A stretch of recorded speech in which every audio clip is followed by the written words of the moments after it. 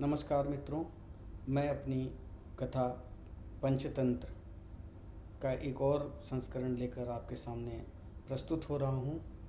आज हम बात करेंगे कि पंचतंत्र की कहानियाँ हमारे लिए कैसे प्रेरणादायक हैं और इनका हम अपने सामाजिक, सांस्कृतिक और व्यवहारिक जीवन में कैसे उपयोग कर सकते हैं। सबसे पहले मैं आप लोगों को यह बताना चाहता हूँ कि पंचतंत्र के नीति वाक्यों में सांसारिक ज्ञान का जो कोश है वह समय और स्थान की दूरी होने पर भी सदैव उपयोगी है। पंचतंत्र की प्रत्येक कहानी आज भी मानव चरित्र का सच्चा चित्रण करती है और उसमें लिखे गए 2-3 हजार वर्ष के नीति वाक्य आज भी मानव मात्र का पथ प्रदर्शक कर सकते हैं। आज भी उनका प्रवचन घरों व गिरजाघरों में हो सकता है। अन्य विदेशी विद्वानों ने भी पंचतंत्र की कथाओं और उनके नीति वाक्यों को मुक्त कंठ से प्रशंसा की है। फिर भी हमारे देश के लाखों शिक्षित व्यक्ति ऐसे हैं जिन्होंने पंचतंत्र का नाम नहीं सुना है। अपने साहित्य के प्रति यह उदासीनता अब अक्षम्य है। स्वाधीनता प्राप्ति के बाद अपने साहित्य को उचित आदर देना हमारा कर्तव्य हो गया है। पंचतंत्र को भारतीय साहित्य मंदिर की प्रथम सीढ़ी कहा जा सकता है। यह पुस्तक उसी पंचतंत्र का सरल हिंदी रूपांतरण है। इस पुस्तक में नीति भाग को सार रूप में कहकर कथा भाग को मुख्यता दी गई है। कुछ कहानियों में विक्षेप होने के कारण उन्हें छोड़ दिया गया है। पंचतंत्र की कथा। दक्षिण देश के एक प्रांत में महिलारोप्य नामक एक नगर था। वहाँ एक महादानी प्रतापी राजा अमर शक्ति रहता था। उसके पास अनंत धन था, रत्नों की अपार राशि थी, किंतु उसके पुत्र बिल्कुल जड़ बुद्धि थे। तीनों पुत्रों में बहुशक्ति, उग्र शक्ति, अनंत शक्ति के होते हुए भी वह सुखी न था। तीनों अविनीति, उच्च श्रृंखल और मूर्ख थे। राजा ने अपने सभी मंत्रियों को बुलाकर पुत्रों की शिक्षा के संबंध में अपनी चिंता प्रकट की। राजा के राज्य में उस समय 500 वृत्तिभोगी शिक्षक थे। उनमें से एक भी ऐसा नहीं था जो राजपुत्रों को उचित शिक्षा दे सकता था। अंत में राजा की चिंता को दूर करने के लिए सुमति नाम के एक मंत्री ने सकल शास्त्र पारंगत आचार्य विष्णु शर्मा को बुलाकर राजपुत्रों का शिक्षक नियुक्त करने की सलाह दी। राजा ने विष्णु शर्मा को बुलाकर कहा कि यदि आप मेरे इन पुत्रों को शीघ्र ही राजनीतिज्ञ बना देंगे तो मैं आपको 100 गांव इनाम में दूंगा। विष्णु शर्मा ने हंसकर उत्तर दिया, महाराज, मैं अपनी विद्या को बेचता नहीं हूँ, इनाम की इच्छा नहीं है। आपने आदर से बुलाकर आदेश दिया है, इसलिए 6 महीने में ही मैं आपके पुत्रों को राजनीतिज्ञ बना दूंगा। यदि मैं इसमें सफल न हुआ तो मैं अपना नाम बदल डालूंगा। आचार्य का आश्वासन पाकर राजा ने अपने पुत्रों का शिक्षण भार उन पर डाल दिया और निश्चिंत हो गया। विष्णु शर्मा ने उनकी शिक्षा के लिए अनेक कथाएं बनाई। उन कथाओं के द्वारा उन्हें राजनीति और व्यवहार नीति की शिक्षा दी। उन कथाओं के संग्रह का नाम ही पंचतंत्र है। 5 प्रकरणों में उनका विभाजन होने से उसे पंचतंत्र नाम दिया गया। राजपुत्र इन कथाओं को सुनकर 6 महीने में ही पूरे राजनीतिज्ञ बन गए।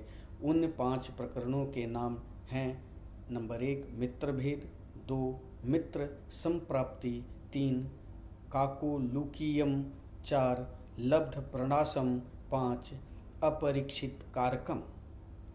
तो हम पहला तंत्र मित्रभेद से अपनी कहानी का आरंभ करते हैं। महिलारोप्य नाम के नगर में वर्धमान नाम का एक वणिक पुत्र रहता था। उसने धर्मयुक्त रीति से व्यापार में पर्याप्त धन पैदा किया था, किंतु उतने से उसे संतोष नहीं होता था और भी अधिक धन कमाने की इच्छा थी। 6 उपायों से ही धनोपार्जन किया जा सकता है: भिक्षा, राजसेवा, खेती, विद्या, सूद और व्यापार। इसमें से व्यापार का साधन ही सर्वश्रेष्ठ है। व्यापार भी अनेक प्रकार के होते हैं। उसमें से सबसे अच्छा यही है कि परदेश में जाकर उत्तम वस्तुओं का संग्रह करके स्वदेश में उन्हें बेचा जाए। यही सोचकर वर्धमान ने अपने नगर से बाहर जाने का संकल्प कर लिया। मथुरा जाने वाले मार्ग के लिए उसने अपना रथ तैयार करवाया। रथ में 2 सुंदर सुदृढ़ बैल लगवाए। उनके नाम थे संजीवक और नंदक। वर्धमान का रथ जब यमुना के किनारे पहुंचा तो संजीवक नाम का बैल नदी तट पर दलदल में फंस गया। वहां से निकलने की चेष्टा में उसका एक पैर भी टूट गया। वर्धमान को यह सब देखकर बड़ा दुख हुआ। 3 रात उसने बैल के स्वस्थ होने की प्रतीक्षा की। बाद में उसने सारथी से कहा कि वह इस वन में अनेक हिंसक जंतु रहते हैं, यहाँ उनसे बचाव का कोई उपाय नहीं है। संजीवक के अच्छा होने में बहुत दिन लग जाएंगे। इतने दिन यहाँ रहकर प्राणों को संकट में नहीं डाला जा सकता। इस बैल के लिए अपने जीवन को मृत्यु के मुंह में क्यों डालते हैं। तब वर्धमान ने संजीवक की रखवाली के लिए रक्षक रखकर आगे प्रस्थान किया। रक्षकों ने भी जब देखा कि जंगल में अनेक शेर बाघ चीतों से भरा पड़ा है तो वो भी 2 दिन के बाद एक वहाँ से प्राण बचाकर भाग गए और वर्धमान के सामने यह झूठ बोल दिया कि स्वामी संजीवक तो मर गया, हमने उसका दाह संस्कार कर दिया। वर्धमान यह बात सुनकर बड़ा दुखी हुआ, किंतु अब कोई उपाय न था। इधर संजीवक यमुना तट की शीतल वायु के सेवन से कुछ स्वस्थ हो गया।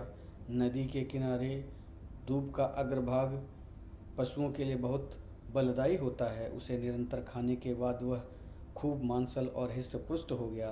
दिन भर नदी के किनारों को सींगों से पाटना और मदमस्त होकर गरजते हुए किनारों की झाड़ियों में सींग उलझाकर खेलना ही उसका काम था। एक दिन उसी यमुना तट पर पिंगलक नाम का एक शेर पानी पीने आया। वहाँ उसने दूर से ही संजीवक की गंभीर हुंकार सुनी। उसे सुनकर वह भयभीत सा होकर सिमट कर झाड़ियों में जा छिपा। शेर के साथ 2 गीदड़ भी थे, करटक और दमनक। ये दोनों सदा शेर के पीछे पीछे रहते थे। उन्होंने जब अपने स्वामी को भयभीत देखा तो आश्चर्य में डूब गए। वन के एक स्वामी का इस तरह भायातुर होना सचमुच बड़े अचंभे की बात थी। आज तक पिंगलक कभी इस तरह भयभीत नहीं हुआ था। दमनक ने अपने साथी गीदड़ से कहा, करटक हमारा स्वामी वन का राजा है, सब पशु उससे डरते हैं। आज वही इस तरह सिमट कर डरा सा बैठा है। प्यासा होकर भी वह पानी पीने के लिए यमुना तट पर जाकर लौट आया। इस डर का कारण क्या है? करटक ने उत्तर दिया, दमनक, कारण कुछ भी हो, हमें क्या, दूसरों के काम में हमें हस्तक्षेप करना नहीं चाहिए। जो ऐसा करता है वह उसी बंदर की तरह तड़प तड़प कर मरता है जिसने दूसरे के काम में कौतूहलवश व्यर्थ हस्तक्षेप किया था। दमनक ने पूछा, यह क्या बात कही तुमने? करटक ने कहा, सुनो। एक गांव के पास जंगल की सीमा पर मंदिर बन रहा था। वहां कारीगर दोपहर के समय भोजन के लिए गांव में आ जाते थे। एक दिन जब गांव में आए हुए थे तो बंदरों का एक दल इधर उधर घूमता हुआ वहां आ गया। वहां के कारीगरों का काम चल रहा था।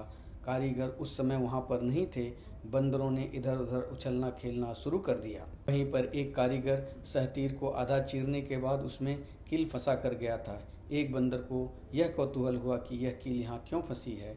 तब आधे चिरे हुए सहतीर पर बैठकर उसने अपने दोनों हाथों से कील को बाहर खींचने लगा। कील बहुत मजबूती से वहाँ गड़ी थी, इसलिए वह बाहर नहीं निकल सकी। लेकिन बंदर भी हठी था। वह पूरे बल से कील को निकालने में जूझ गया। अंत में भारी झटके के साथ वह कील बाहर निकल आई, किंतु उसके निकलते ही बंदर का पिछला भाग सहतीर के चिरे हुए दोनों भागों के बीच में जाकर चिपक गया। अभागा बंदर वहीं तड़प तड़प कर मर गया। इसलिए मैं कहता हूँ कि हमें दूसरों के काम में हस्तक्षेप नहीं करना चाहिए। हमें शेर के भोजन का अवशेष तो मिल ही जाता है, अन्य बातों की चिंता क्यों करें? दमनक ने कहा, करटक, तुझे तो बस अपने अवशिष्ट आहार की ही चिंता रहती है, स्वामी के हित के लिए तुझे परवाह नहीं है।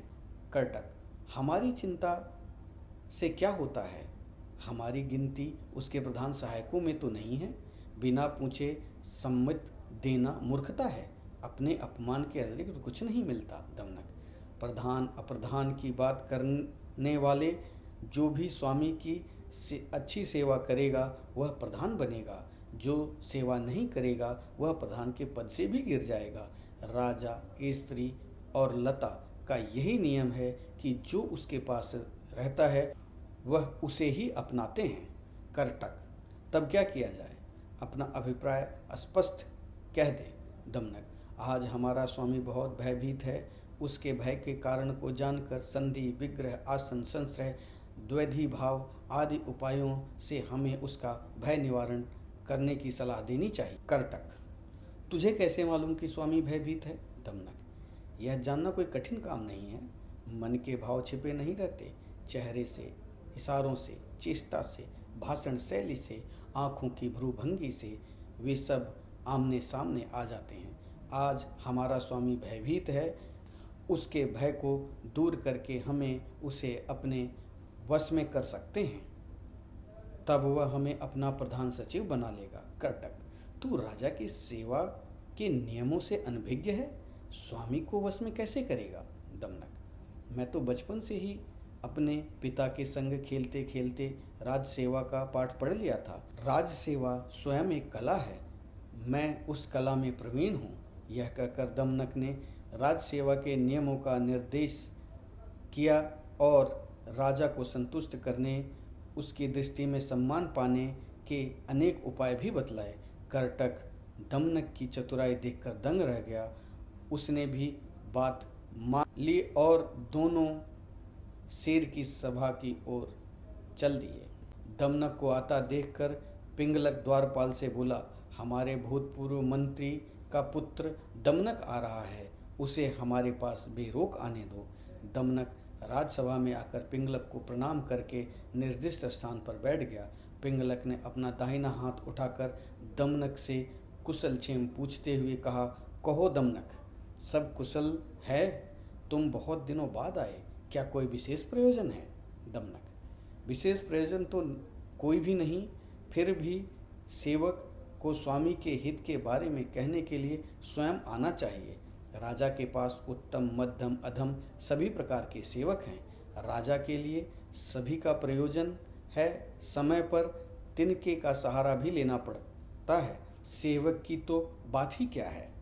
आपने बहुत दिन बाद आने का उपालंभ दिया है, उसका भी कारण है। जहाँ कांच की जगह मणि और मणि के स्थान पर कांच जड़ा जाए वहाँ अच्छे सेवक नहीं ठहरते। जहाँ पारखी नहीं वहाँ रत्नों का मूल्य नहीं लगता। स्वामी और सेवक में परस्पराश्रयी होते हैं, उन्हें एक दूसरे का सम्मान करना चाहिए। राजा तो संतुष्ट होकर सेवक को केवल सम्मान देते हैं, किंतु सेवक संतुष्ट होकर राजा के लिए प्राणों की बलि दे देता है। पिंगलक दमनक की बातों को सुनकर प्रसन्न होकर बोला, तू तो हमारे भूतपूर्व मंत्री का पुत्र है, इसलिए तुझे जो कहना है निश्चिंत होकर कह दे। दमनक, मैं स्वामी से कुछ एकांत में कहना चाहता हूँ। चार कानों में भी भेद की बात सुरक्षित रह सकती है क्या? 6 कानों में कोई भेद गुप्त नहीं रह सकता। तब पिंगलक ने इशारे से बाघ, रीछ, चीते आदि सब जानवरों को सभा से बाहर जाने को कह दिया। सभा में एकांत होने के बाद दमनक ने शेर के कानों के पास जाकर प्रश्न किया, दमनक, स्वामी, जब आप पानी पीने गए थे तब क्या पानी पिए बिना लौट क्यों आए? इसका कारण क्या था? पिंगलक ने जरा सूखी हंसी हंसते हुए उत्तर दिया, कुछ भी नहीं। दमनक, देव, यदि वह बात कहने योग्य नहीं है तो मत कहिए। सभी बातें कहने योग्य नहीं होती। कुछ बातें अपनी स्त्री से भी छिपाने योग्य होती हैं, कुछ पुत्रों से भी छिपा ली जाती हैं। बहुत अनुरोध पर भी ये बातें कही नहीं जाती। पिंगलक ने सोचा, यह दमनक बुद्धिमान दिखता है, क्यों ना इससे अपने मन की बात कह दी जाए। यह सोचकर वह कहने लगा, पिंगलक, दमनक, दूर से जो यह हुंकार की आवाज़ आ रही उसे तुमने सुना ही होगा। दमनक, सुनता हूँ स्वामी, उससे क्या हुआ? पिंगलक, दमनक, मैं इस वन से चले जाने की बात सोच रहा हूँ। दमनक, किस लिए भगवान? पिंगलक, इसलिए कि इस वन में कोई दूसरा बलशाली जानवर आ गया है। उसी का यह भयंकर घोर गर्जन अपनी आवाज़ की तरह वह स्वयं ही इतना भयानक होगा, उसका पराक्रम भी इतना ही भयानक होगा। दमनक: स्वामी, ऊंचे शब्द मात्र से भय करना युक्ति युक्त नहीं है। ऊंचे शब्द तो अनेक प्रकार के होते हैं। भेरी, मृदंग, पटह, शंख, काहल आदि अनेक वाद्य हैं जिनकी आवाज़ बहुत ऊंची है। उनसे कौन डरता है? यह जंगल आपके पूर्वजों के समय का है, वे यहीं राज्य करते थे। इसे इस तरह छोड़कर जाना ठीक नहीं। ढोल भी कितने जोर से बजता है। गोमायु को उसके अंदर जाकर ही पता लगा कि अंदर से खाली है। पिंगलक ने कहा, गोमायु की कहानी कैसी है? दमनक ने कहा, ध्यान देकर सुनिए।